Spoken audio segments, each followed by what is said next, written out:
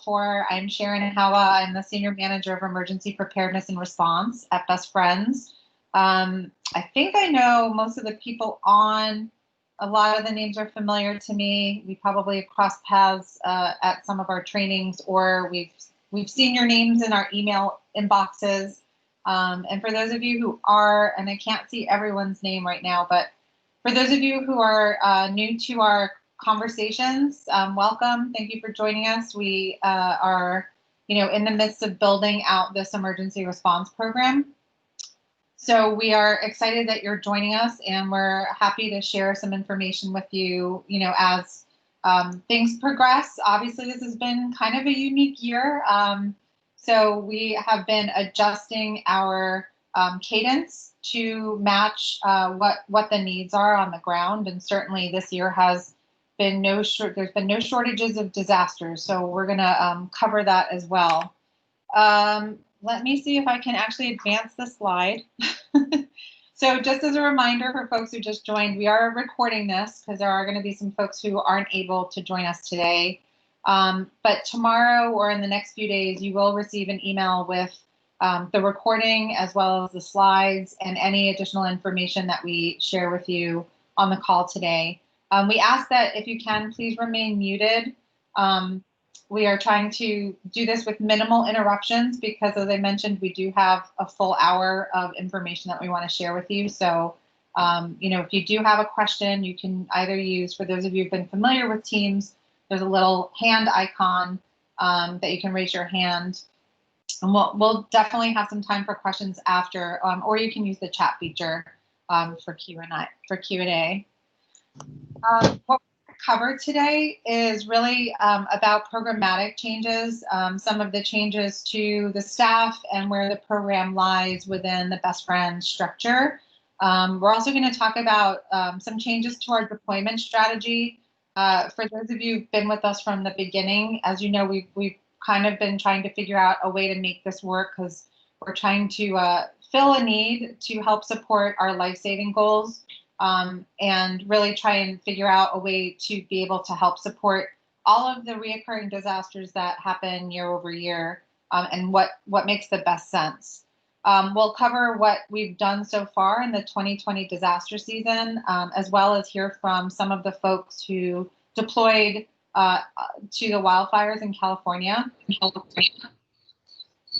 And then we'll talk about some of the recruitment areas that we're really looking at right now for future deployments, and then sort of how that's going to look regarding remote deployments versus actual physical deployments. And then we'll share with you where we are with our robust emergency response curriculum, because it is pretty robust. And then we'll obviously do some questions for you as well. But to get started, you'll see a couple of new faces on your screen for those of you who aren't just calling in.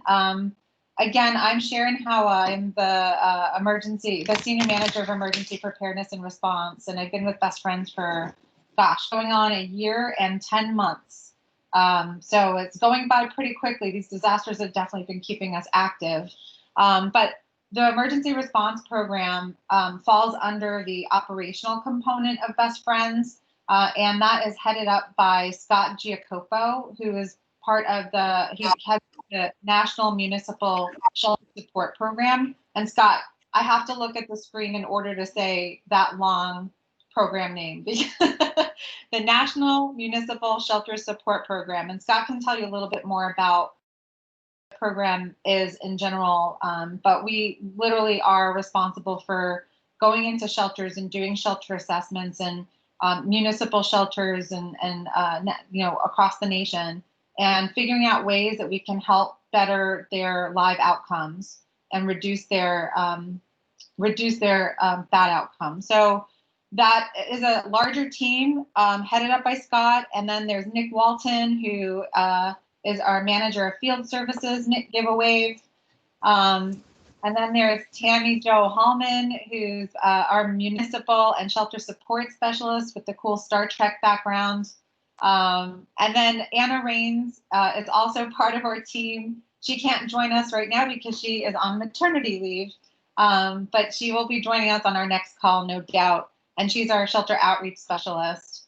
And for those of you who remember Meg Burke, she unfortunately departed Best Friends recently. She's moving to Colorado and doing some great things in her life. So we are going to miss Meg and wish her the best. So Scott, I just wanted to throw it over to you to kind of let people hear from you and see your face and hear about your background. Well, thank you. And hey, everybody. As Sharon said, my name is Scott Giacopo. I'm the Director of National Municipal and Shelter Support. And basically, Shaz, we just call it Municipal and Shelter Support Program. We kind of dropped the national because it is a long title. But anyway, I've been with Best Friends now going on my my third year, just finishing up my third year. And, you know, as Sharon said, this team, we go all over the country. We're part of the national team that goes all over the country. We are working with animal control agencies, municipal agencies, in addition to, you know, legacy humane societies and so forth, trying to help them create pathways to no-kill. And we do a lot of animal control training, as a lot of you I'm sure know. The field of animal control has changed over the past several years, and we're trying to bring those new techniques to officers across the country. And I'm really happy to have adopted the emergency preparedness and response team, I guess we could call it. We made that decision to move it in under this team a couple months ago, and I'm really excited about working with all of you. And I'm not going to go too far into my background. It's up there on the screen, as you can see. But I've been in this business for a very, very long time, and I've done. I was like an old piece of furniture at some agencies, just moving from one department to the next. So I got a lot of experience in different areas. So, and Shaz, you're muted.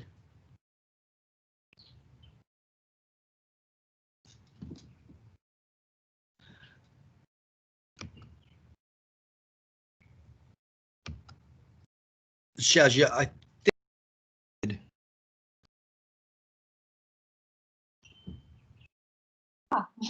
There you go. There you go. Like I said, thank you, everybody, and I'm really looking forward to working with all of you. Thanks, guys. Thanks, Scott. Yeah, my computer's a little slow right now, so let me know if I go back on mute because I've been hitting the button 5 times. And so you're going to get the PowerPoints. You can read more about Scott's background, but now I want to throw it over to Nick and hear more about his background and what he does for the team. Yeah, absolutely. Hello, everybody. Nice to be here. My name is Nick Walton, National Shelter Outreach Manager. I'm sorry, that's right in front of me. We recently changed that title. I'm the Manager of National Municipal and Shelter Support. So I'm still getting my my head wrapped around that as well. But from Atlanta, born and raised, I think some of my teammates know what's coming next here. Go Falcons, go Braves, go Bulldogs, go Atlanta Hawks, go Atlanta Dream, all of that. I can keep going. If Sharon, if can't you just mute him? But no, in all seriousness, we're super pumped up to have emergency response and preparedness. Yeah, I got to go Braves in the chat. You see that? I apologize. I just sent this off in the left field, but no, I have an extensive background working with animals, not only dogs and cats, but also, you know, farm animals. I've just been surrounded by my entire life. Started training dogs at an early age, worked my way up to become a behaviorist. Then I found the wonderful world of field services, where I became a field training officer, and I fell in love with the career. And this is just a natural progression of that, and we're super pumped up to get started. Awesome, thanks, Nick. Excited to be working with y'all. And then let's throw it over to Tammy Jo.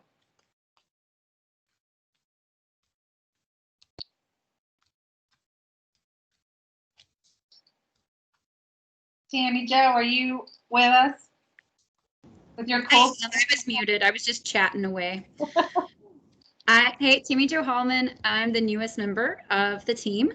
I am on week 2 with everybody, but I've been with Best Friends for a while. I previously was doing volunteer outreach on a national mentorship level. I have a background in animal welfare, operations, medical program developments, I'm like Scott. I'm that old piece of furniture that I get pushed here and there and everywhere. Also, like Nick, grew up on a farm, so I've got all the livestock animals in my background too. I do have a good bit of focus in emergency response as well, not just natural disasters, but large scale hoarding cases and things of that nature. And again, I am super excited that this part of the program got moved under Scott, because now I get to do both. And it's literally dream job world. So I'm super excited. Also, Roll Tide. All right. And then Anna, who I mentioned couldn't join us, is on maternity leave. And Anna has an extensive background, also from Atlanta, has an extensive background in animal welfare and wildlife rehab. So I'm sure you guys will learn more about her and hear from her the next time we have a meeting. And we're excited to kind of introduce to you guys the new team and kind of just share where we're going as a program. So why don't we launch into it? So I know some of you who are with us today have not had an opportunity to take training with us yet because of that little pandemic that's kind of all over the place that kind of thwarted us into a virtual world of everything. Well, we are in the process of taking all of our training online, and we'll have an update for you in a little bit. But in that training, we kind of share with you sort of our strategy as a Best Friends organization, like where we want to go with disaster response. We are not a disaster response agency, nor do we want to be, but there is a very natural element of disaster response in our whole life-saving mission, right? I mean, disasters are going to happen whether we want them to or not, and animals are going to die in disasters whether we want them to or not. And how do we play a role in trying to save the most lives when those emergencies occur? And that's really kind of like how we've been strategizing our whole gameplay now. Unfortunately, with COVID, it's kind of taken us on a different path, because although we would love to be able to respond to every single disaster with this really robust deployment strategy of 100, 200, 300 people on the ground running emergency shelters everywhere, that's simply not feasible, not even for disaster organizations that actually train to do this year over year. So we have set forth certain criteria, certain disaster triggers that help us determine where and when and how we're going to deploy. And so those triggers are in front of you now. So whether a disaster occurs in any of our Best Friends locations, and I'm hoping that most of you are familiar with a lot of our locations. And because of COVID, our strategy is sort of changing with whether we're having a physical life-saving center there or just a small footprint of staff that continue to do the partnerships and whatnot all the way around. But Kanab, Salt Lake City, Los Angeles, New York City, Northwest Arkansas, Houston, and Atlanta. I mean, we have, staff there and partnerships there and relationships with so many different partners on the ground that we want to make sure that if there's anything that occurs in those areas, that we're there to support in some way. If the disaster occurs in an area where we might actually have a network partner or a community program, we might have some community chat program staff embedded in the ground at one of the shelters or one of the rescue organizations. Or if we have a mentorship program, we have numerous Best Friends staff that are providing mentorship across the country right now. So if those are, another part of the trigger, if a disaster were to occur in any of those areas, then we want to make sure that we're supporting as best as we can. And then obviously, I'm hoping that most of you are familiar with the Best Friends Life-Saving Dashboard. If not, if one of you teammates can put the website on the chat, that would be great. But our Life-Saving Dashboard is a really great data tool that provides anybody an idea of where their local community is as far as life-saving in shelters, whether they're at no kill, if their local shelters are at no kill, if their community's at no kill, or whether there are still a couple of shelters that are close to it and just need that extra help, that extra push. But it's data that we've collected over the years, and we continue to update it regularly to try to give us an idea of where our top 5 states are, where our top 10 states are, where our top 100 states are. So it gives us an idea of where to focus our effort and energy. And this team, the one that you just met, is really like a big part of how do we shift that needle and helping to get to our life-saving goal of 2025. So with that said, these disaster triggers kind of help us figure out like when we get involved, how we get involved.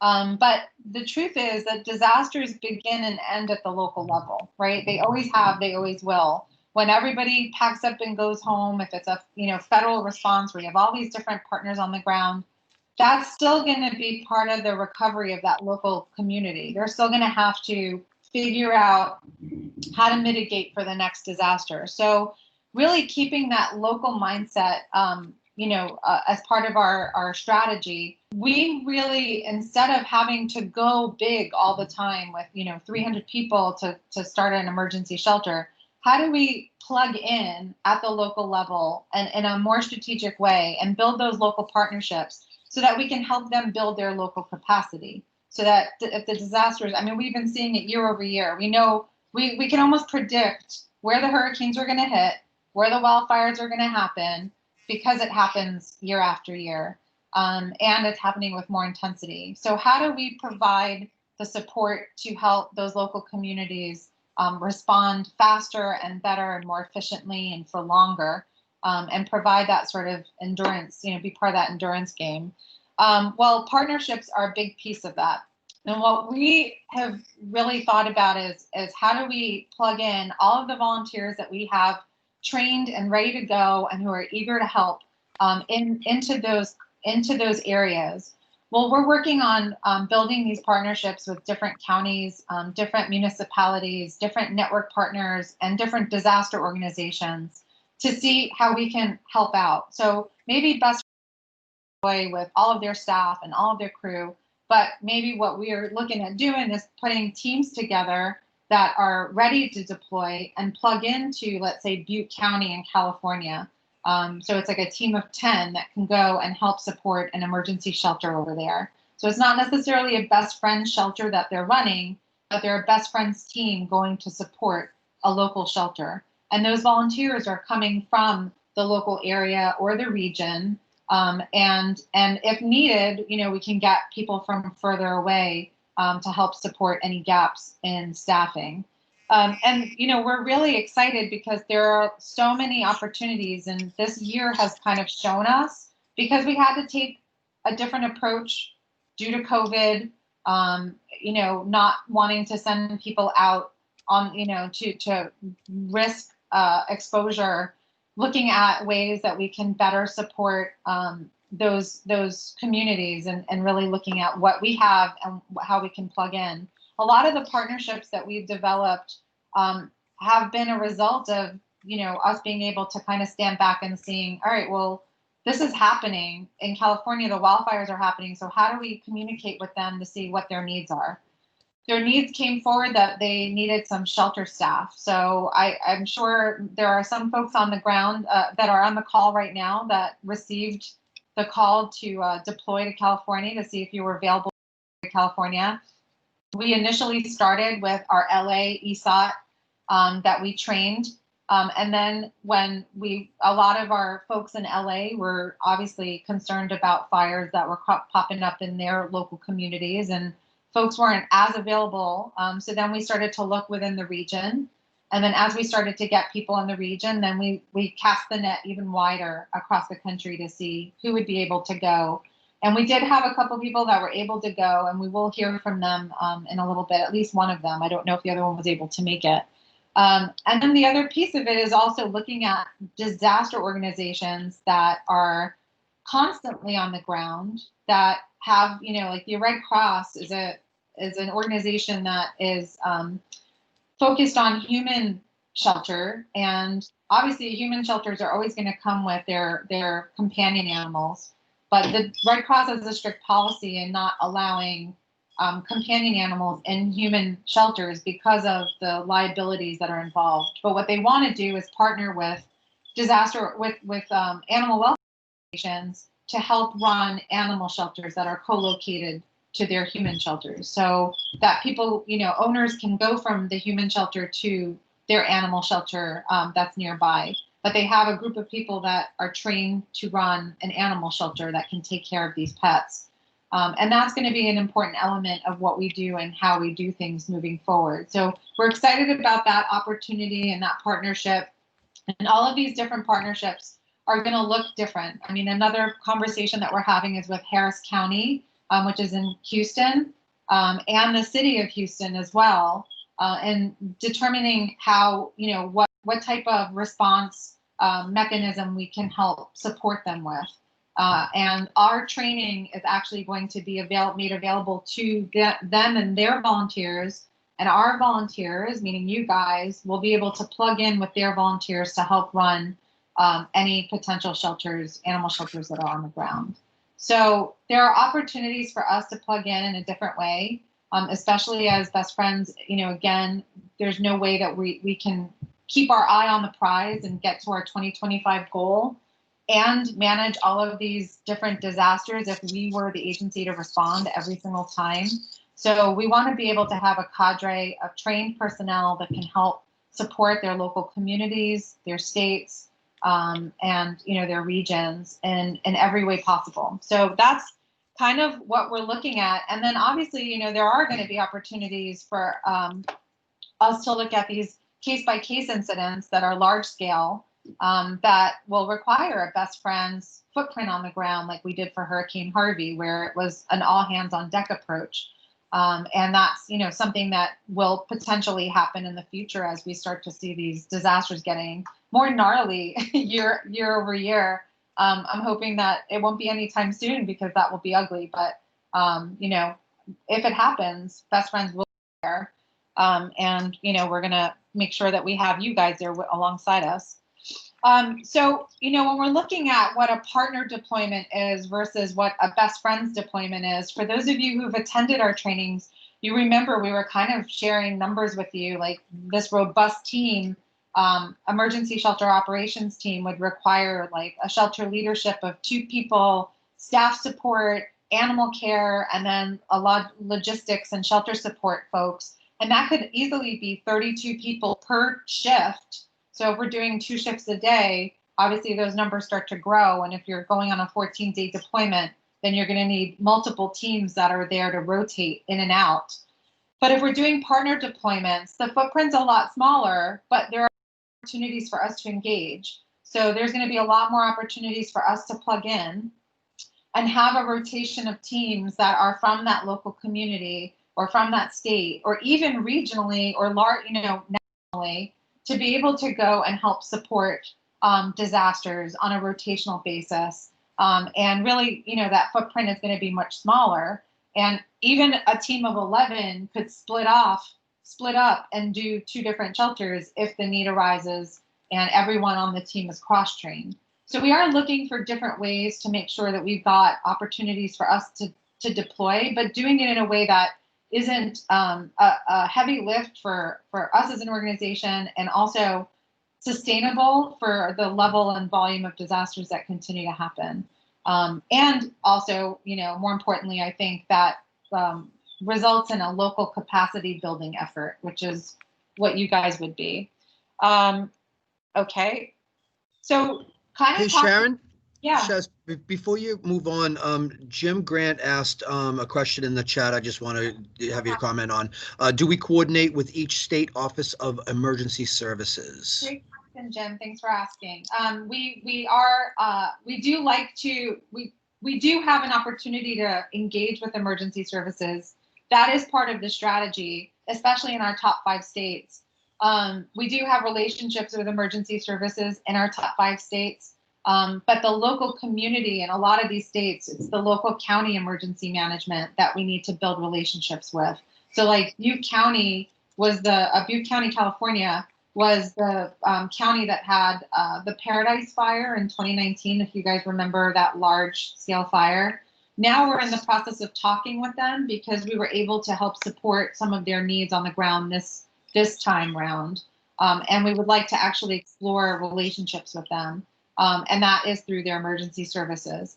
But every county is going to be a different sort of relationship. But yes, the idea is that we would at least have a conversation with whoever is responsible for the animal piece. Sometimes that's the Department of Agriculture, sometimes it's emergency services, sometimes it's health department. It really depends on the county. So it's county by county specific. I hope that answers your question, Jim. Okay, thank you. Any other questions?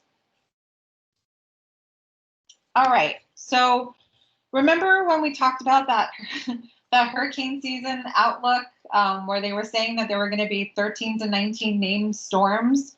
Yeah, we kind of hit that out of the ballpark. We're almost double that at this point, and we're not even close to the end of hurricane season. November 30th is the end of hurricane season. So for you guys who are weather enthusiasts like I am, 25 named storms in one hurricane season is kind of record setting. So this is we're in the Greek alphabet. Once they finish those silly names that they name them, they go into the Greek alphabet. And someone asked me the other day, what happens if they run out of the Greek alphabet? I don't think anyone's ever thought of that. So I don't know the answer to that question. But yeah, it's been a crazy hurricane season. I just wanted to share with you guys some of the work that's been done on the best friend side for some of the hurricanes that you've heard about, and then we'll talk about the wildfires. Hurricane Laura, if you remember that pesky hurricane that happened a couple of months ago, it was like so last year at this point. That happened in August. It was a Category 3 storm. It kind of decimated Lake Charles, Louisiana. It was a pretty bad storm, made landfall directly in low-lying areas of Louisiana. We have regional teams in across the country in different regions of the country. And we had an all hands on deck approach because we didn't know how big the storm was going to be. So we quickly, once we know that the storm's going to hit, we quickly jump on daily operations calls with each other.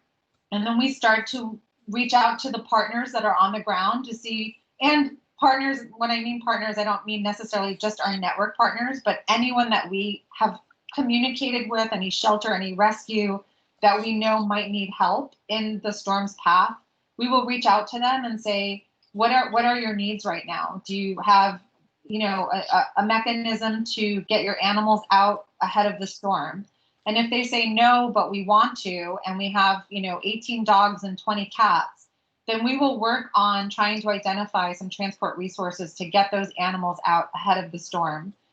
What happens naturally with disasters is that our top 5 states, and I'm hoping that you guys can name what our top 5 states are in the chat, if you don't mind. Just throw out like what you think our top 5 states are, and I'll send something to the person who gets it right first. All 5 of them, and don't cheat. Don't go on the life-saving vest. But if what happens organically is that disasters kind of overlap with our top 5 states. We happen to see it regularly. All of the same states that deal with disasters on the regular also happen to be the ones receiving. I don't see the chats moving right now because I think that I'm on a delay. So if anybody, one of my colleagues if you guys see someone who got it right, just shout out a name. So with Hurricane Laura, one of the things that we're seeing now is that, we were able to get some of these animals out from some of the partners that we were talking to on the ground. We collaborate with a lot of other partners. So if a partner may not need help, maybe on the eastern side of the state, when the western side of the state is under evacuation, then what we'll end up doing is asking any partners that have transport resources to grab, to get animals out, to another location. We'll find a partner who can receive these animals, and then those partners may or may need help with getting those animals adopted. So Sharon, yeah. Corey Ferguson got it, was the first one to get it right. Corey, thank you, Corey. Awesome. If you don't mind, send me your address, Corey, to emergencyresponse@bestfriends.org, and I will send you something. Awesome. Well done. So Corey said California, Texas, Florida, North Carolina, and Louisiana are our top 5 states, and that is absolutely correct. And as I mentioned, those 5 states are also the high disaster impact states. So it's almost like a magnet.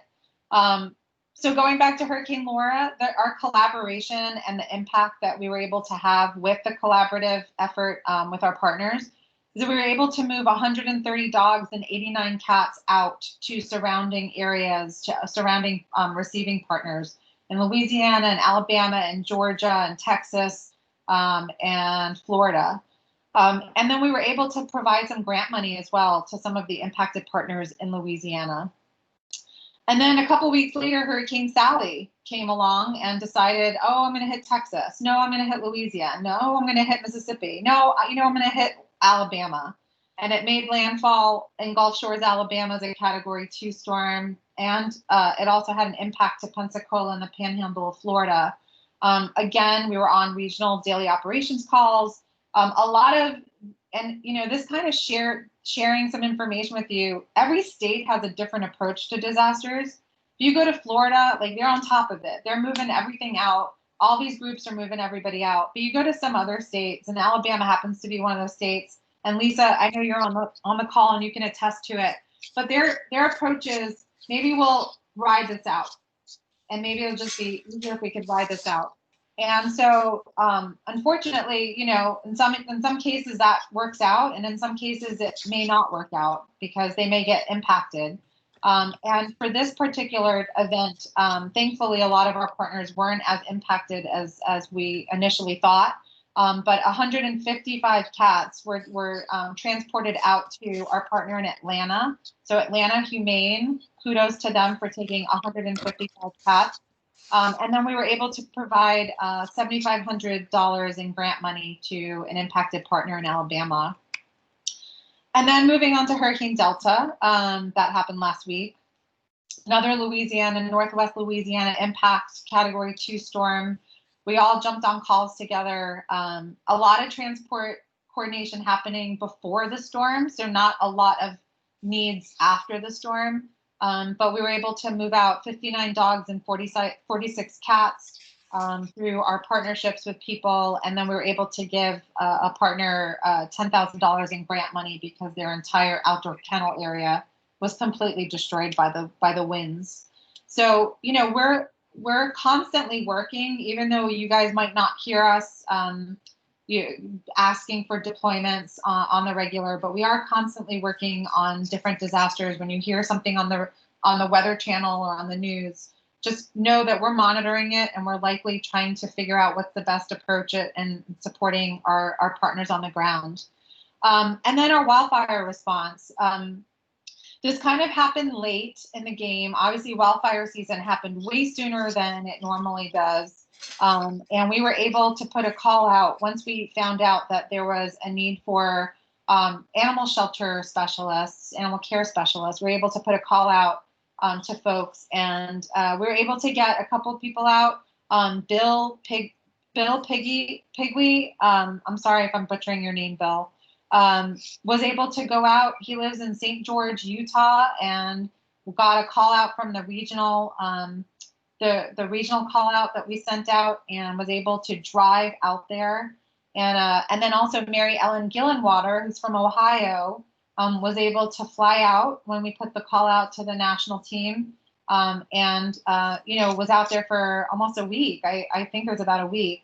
So I wanted to give Bill just a little bit of time, if Bill's on the call, to just get to give us some of 5 minutes of feedback from his deployment. So Bill, are you on the call? I think you might have to unmute yourself first.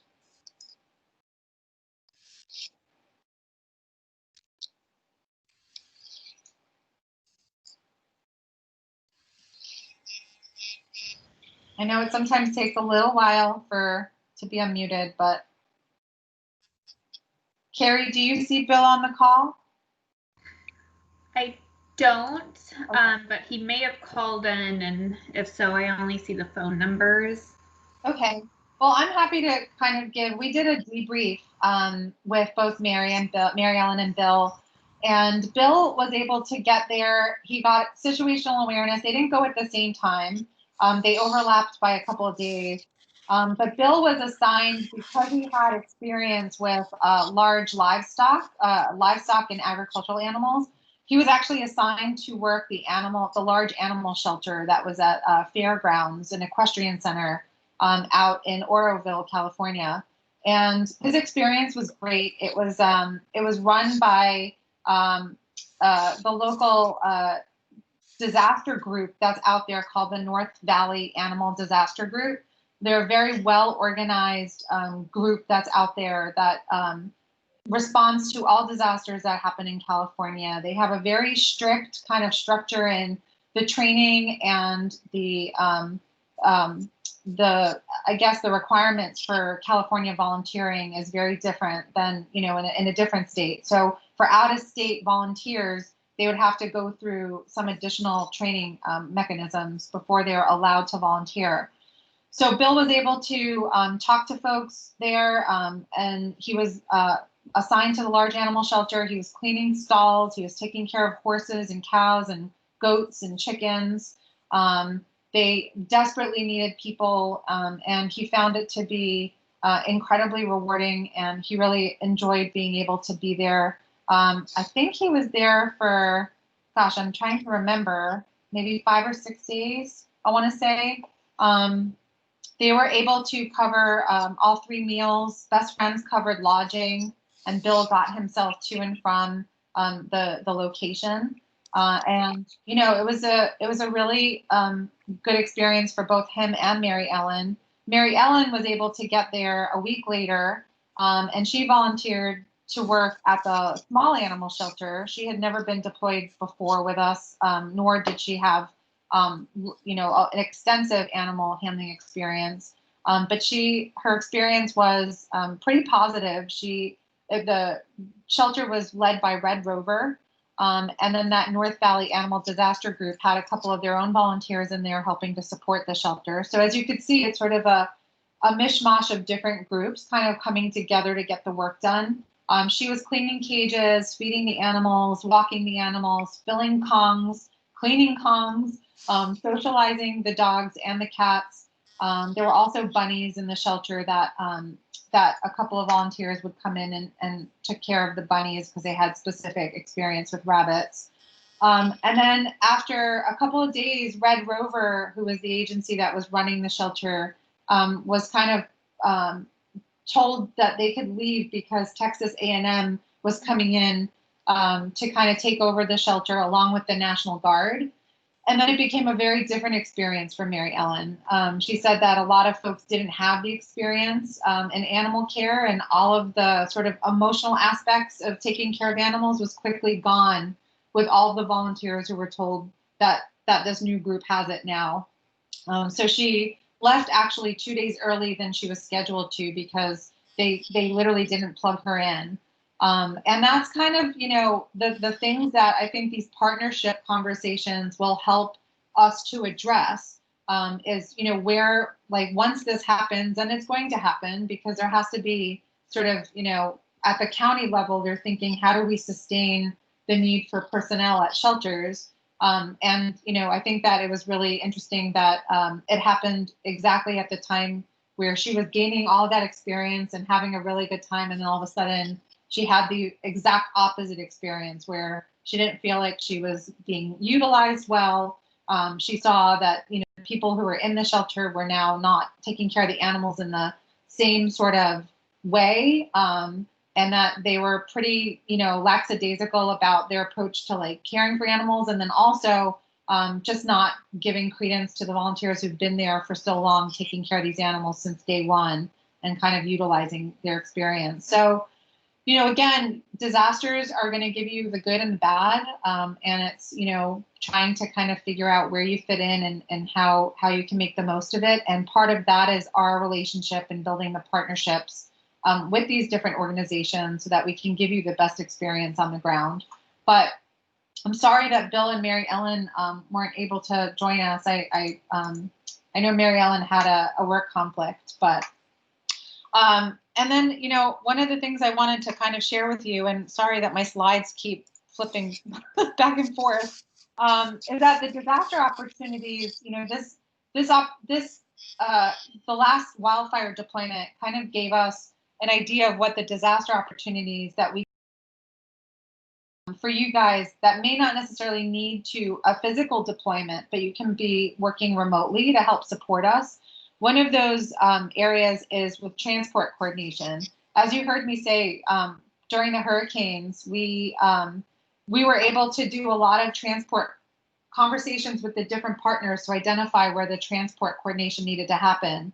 Well, it's a very small team of us that are doing that, and we can definitely utilize volunteer support and being able to help support the regional teams and the ER team in getting that done. So if you have an interest or if you have experience in transport coordination, and if you have partnerships on the ground, if you're just interested in doing something like this, if you are interested in helping us with data entry during these disasters, if you want to plug in with us in some way, you can email us at emergency response vol, VOL, at bestfriends.org, or you can email us at emergencyresponse@bestfriends.org. And we'll kind of assign you to that so that the next time there's a disaster, we'll be able to plug you in pretty quickly and help support the regional teams and the work that we're doing on the ground. And then there's a group that there are a lot of different apps that are continually being created. One of them is a close partner of Best Friends, and they're trying to develop a Rescue My Animal app. And we'll send a sort of a one-pager on what it is. But it's basically a way for people who've lost their pet to put in information about the animal, and then as the animal is being tracked or picked up by different people, it'll send sort of an opportunity to have the person who finds the animal a way to send a message to the animal's owners so that the reunification process can happen pretty quickly. There are opportunities for us to pilot. We're looking at potentially partnering with this app in the near future, but we're still determining the best way to go about that. But there's a need for dispatchers, so people who could kind of take in information, do some data entry, and then dispatch information to different rescue organizations to help find those animals that are lost. So if you have an interest in that, let us know. That is not through Best Friends. That is through our partners, Rescue My Animal. So let us know, and then we can plug you in to help support that need. And then we're continually needing support with outreach. We're working on developing partnerships with different groups and looking at areas of greatest need and prioritizing our availability to develop these partnerships for our deployments.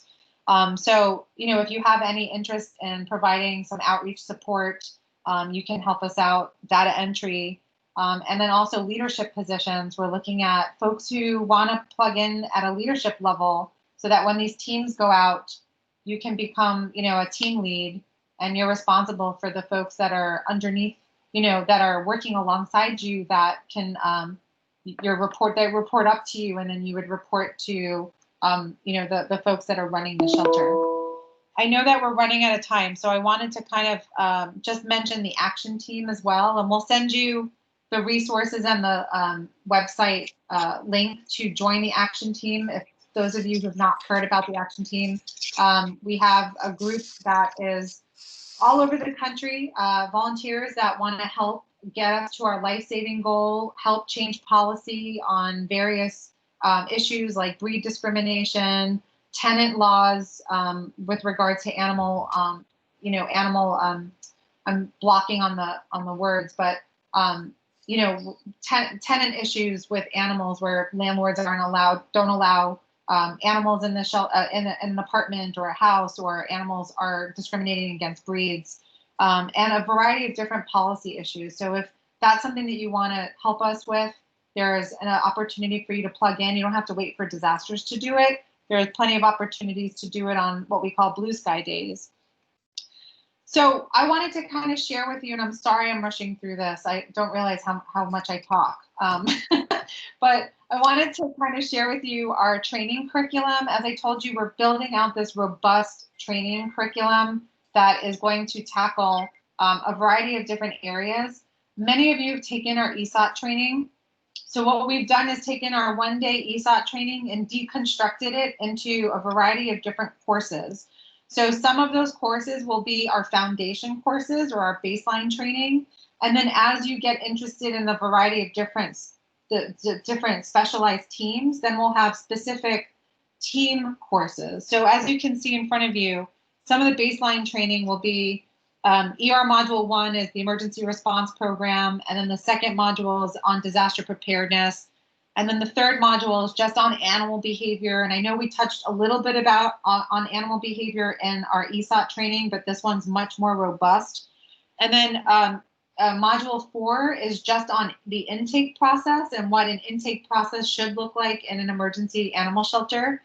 And then Module 5 just goes a deep dive into cleaning protocols and what are some of the cleaning procedures that you need to follow in an animal emergency shelter. And then we get into the nuts and bolts of the specialized teams. For those of you who are kind of joining us for the first time, we have a variety of different teams that you can join, whether it's shelter operations, animal search and rescue, medical veterinary team if you have medical or veterinary background, disease prevention and outbreak, reunification and information, and transport and coordination. So there are a variety of different teams, and each of these different teams will have its own specific training. So if you see the first 3 modules are going to be really about shelter operations because we're trying to build that team up and make a very solid groups of teams that can plug in with our partner deployments. And then we have one on the medical vet team that is just about our shelter operations overview, and then disease prevention, and then transportation, reunification. And then we're actually also doing a search and rescue operations overview for people who are taking our SAR training with us. All right, and then there are, oh gosh, sorry. There are also other training. Obviously, you know, a lot of you ask me why FEMA training is so important. And I'll tell you that when we deployed Bill and Mary Ellen to California, the very first thing they asked us is, do you guys have the FEMA training? That has become sort of an official disaster volunteer training curriculum that almost every disaster volunteer, whether you're working for where you're volunteering for the Red Cross, HSUS, Best Friends, that you're going to have under your belt. So we asked for most of you to, we asked all of you to complete ICS 700 and 800 prior to taking ESOT. Well, we've also provided you with information on completing 100 and 200 ICS trainings. So this is a list of all of the ICS training that if you really want to be seen as a volunteer that has extensive experience or knows the sort of the culture of emergency management, then I highly recommend that all these classes under the FEMA class, the bulleted list gets completed. At the very least, 100, 200, 700, and 800 should be completed. And you can send us the course certifications. We'll add it to your digital cheetah profile, your volunteer profile, and then make sure that when we're deploying you, that we're letting our partners know on the ground what your response background is and what your training background is. We've also, encouraged you to training from other groups because there are other groups that obviously do this regularly and have some really great resources and training available on their websites. ASPCA has some great training available from disaster planning and response to spay and neuter to TNR. It doesn't necessarily just have to be disaster related. The more you can immerse yourself in animal welfare, obviously the more you'll be ready when we are in a disaster situation to do the work that you need to do. And then Red Rover is another great organization that we coordinate with in disaster time, and they do volunteer shelter operations training. So you're more than welcome to take that. I think there's a minimal cost to taking that training. They offer it several times a year. I don't know what their schedule is with COVID, but that's another opportunity for you. So just to kind of give you, and then obviously, depending on where we build our partnerships, there might be additional criteria or requirements that that they require. So we will keep you posted on that as we obviously put you into those team buckets, I should say. Okay, now I want sorry. I have a very hot mouse right now that just keeps moving it forward too quickly. So just to kind of close out before we take questions, I know that Carrie, you wanted to some reminders. So do you want to take this slide? Yes, thank you. So a couple of people mentioned that they didn't receive the email about this call. So I just wanted to let everyone know, if you have ever missed any emails from us, or if you want to, double check and make sure that you always receive our emails, we suggest that you add our email address to your email contacts list, and that will hopefully ensure that our emails don't end up in spam. So we're going to send out a recap email after this call, probably tomorrow or first thing next week, and it will have a link to this recording and the slideshow, like Sharon already mentioned. But something else that we're going to include is the links to those online trainings, and then instructions on how you can provide proof of completion. So be sure to look out for that upcoming email. And then I wanted to mention, for anyone that has already attended the in-person training for ESOT, just know that if you provided us your position preferences, which most of you did, those will carry over. So if one of your position preferences was shelter leadership, then we will be changing that over to that team lead position that Sharon mentioned. And then we'll provide the links to those additional trainings for leadership. Same thing if you had already selected the transport coordination or the reunification. So just know that if you've already provided those to us, you don't need to do that again. And then also in the recap email that we'll send out, I'll make sure to include links to all the FEMA certifications that Sharon just showed, as well as the upload instructions. So if you've been with us for a while, you know that we did implement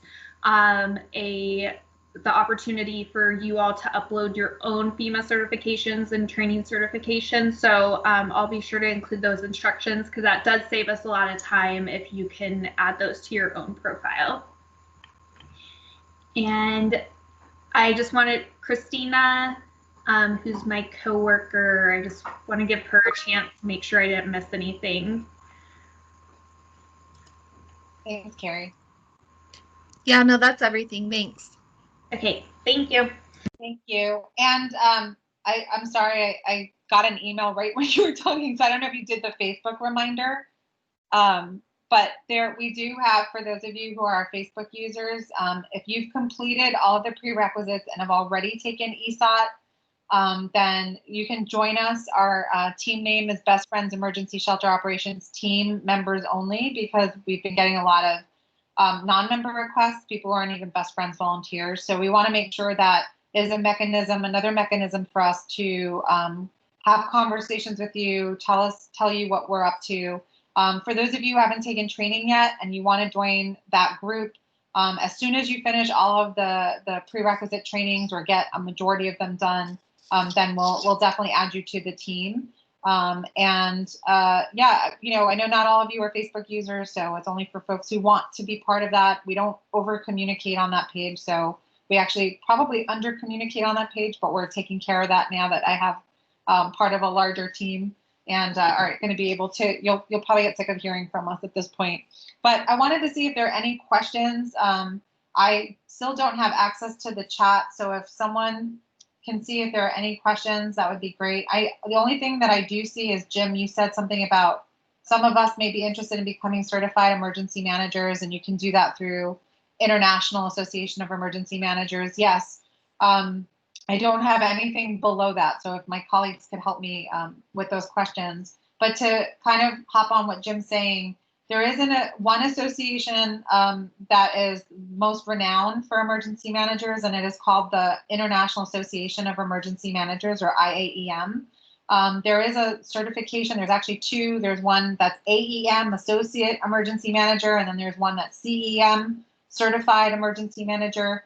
You have to pay dues and belong to the association, and the training, I mean, the certification process is pretty lengthy, and you have to take a 100, I think it's still a 100 question test that focuses on all of the ICS training that FEMA offers, all of the basic ICS training that FEMA offers. So you better know your stuff because those questions are pretty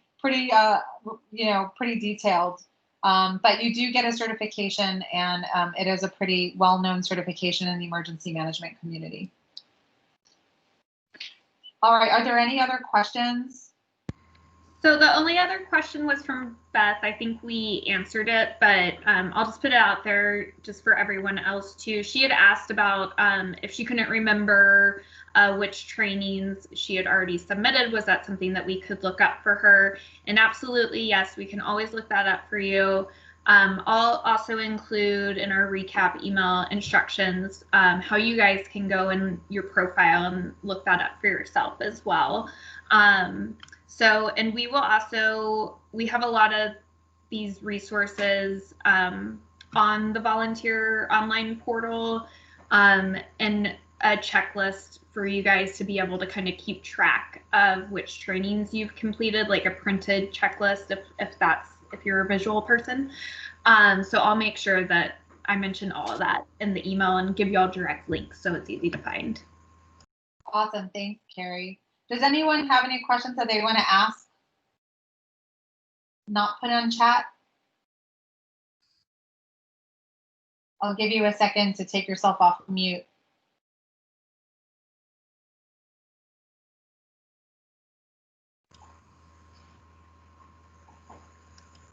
Does anyone on my team have anything that they want to add?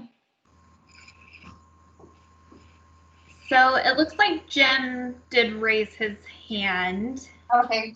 Jim Grant, did you have a question? Yeah, just quickly, and I guess it's because I'm aging here, but I just wanted to make sure I've completed everything, and then of course was unable to attend the actual training. So as I understand, physical training, if I understand correctly, summarizing this, we will be doing an online module that will replace what I would have been doing by going to Salt Lake or Seattle, if I'm hearing you correctly, Sharon. Yes, Jim, thank you for sort of recapping that. So, with COVID, obviously, we're not going to be doing any in-person trainings, and we really enjoyed those because we were able to interact with you guys. But as soon as we're able to, again, we will have those in-person trainings again, because I think that they were a lot more interactive.